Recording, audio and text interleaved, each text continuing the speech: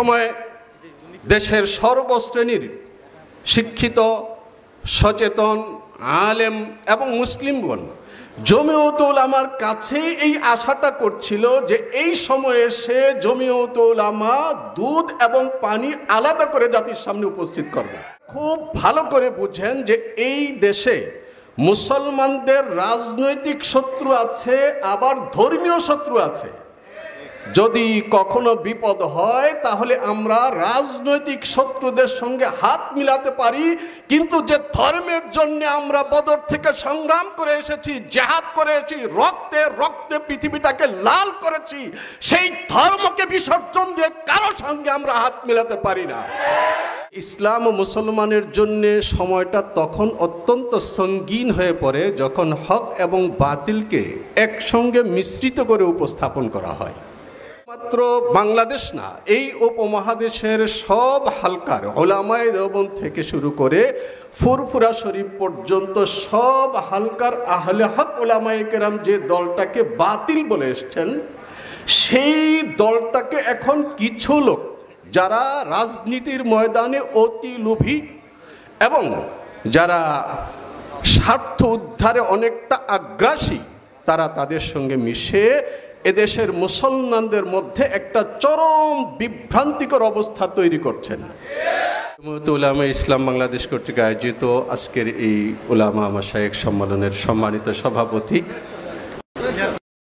মঞ্চে উপবিষ্ট জাতীয় নেতৃবৃন্দ এবং জাতির কর্ণধার, আমার সামনে উপবিষ্ট পরম শ্রদ্ধাভাজন হযরত উলামায়ে কেরাম এবং তরুণ ও যুবক বন্ধুরা, জমিয়তুল উলামা তার জন্ম থেকেই এই উপমহাদেশীয় মুসলমানদের কাছে যে পরিচয়টা লালন করে সেটা হলো জমিয়ত হক ও হাক্কানিয়তের পতাকাবাহী। এই মুহূর্তে বাংলাদেশ একটা কঠিন জায়গায় এসে দাঁড়িয়েছে।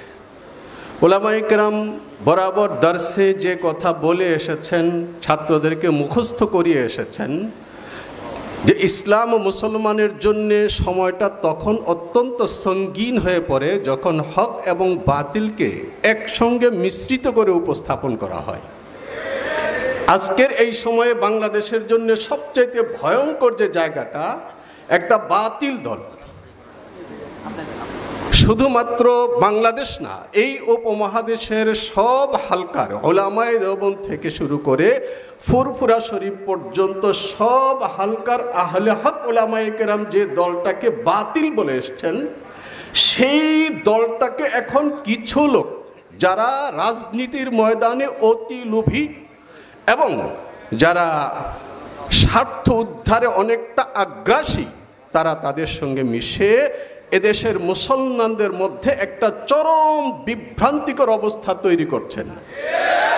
এই সময় দেশের সর্বশ্রেণীর শিক্ষিত, সচেতন, আলেম এবং মুসলিমগণ জমিয়তুল উলামার কাছে এই আশাটা করছিল যে এই সময়ে সে জমিয়তুল উলামা দুধ এবং পানি আলাদা করে জাতির সামনে উপস্থিত করবে। আমি মনে করি আজকের এই দিনের সমাবেশের পর থেকে বাংলাদেশের সর্বশ্রেণীর সচেতন আলেম এবং সচেতন মুসলিম যারা এটা খুব ভালো করে বুঝেন যে এই দেশে মুসলমানদের রাজনৈতিক শত্রু আছে, আবার ধর্মীয় শত্রু আছে।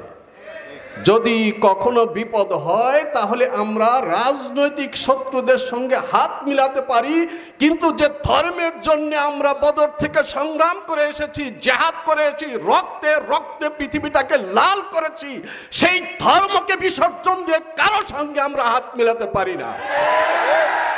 এই দায়িত্ব জমিয়তের।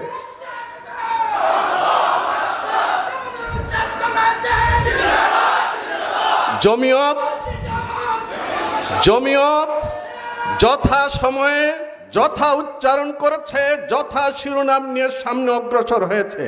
আজকের এই সমাবেশের সম্মানিত প্রধান মেহমান তিনি কিতাবের জায়গা থেকে অতীতের আলোকে কথা বলেছেন, যদি এরা কখনো ক্ষমতায় আসে মাদ্রাসা নিরাপদ নয়, এরা ক্ষমতায় আসলে আমাদের খানকা নিরাপদ নয়, এরা ক্ষমতায় আসলে মুহাম্মদুর রাসূলুল্লাহ সাল্লাল্লাহু আলাইহি ওয়াসাল্লামের 23 বছরের জিন্দেগিকে তিলে তিলে বিসর্জন দিয়ে ইসলামের যে পবিত্র নকশা পৃথিবীর সামনে উপস্থাপন করে গেছেন, সেই নকশা নিরাপদ নয় তিনি বলেছেন। তারপর যারা এটাকে পত্রিকায় বিবৃতি দিয়ে বিরোধিতা করেছে, তাদের বক্তব্য এরই মধ্যে মোবাইলের মাধ্যমে আপনারা শুনেছেন। প্রতারণা কাকে বলে? আমি মনে করি যে আজকের এই সমাবেশের পর থেকে আমাদের সেই পুরনো স্লোগান আবার ফিরে আসবে, জামাত শিবির ড্রাকুলা, এই ড্রাকুলা রুখতে হবে। আসসালামু আলাইকুম ওয়া রাহমাতুল্লাহ।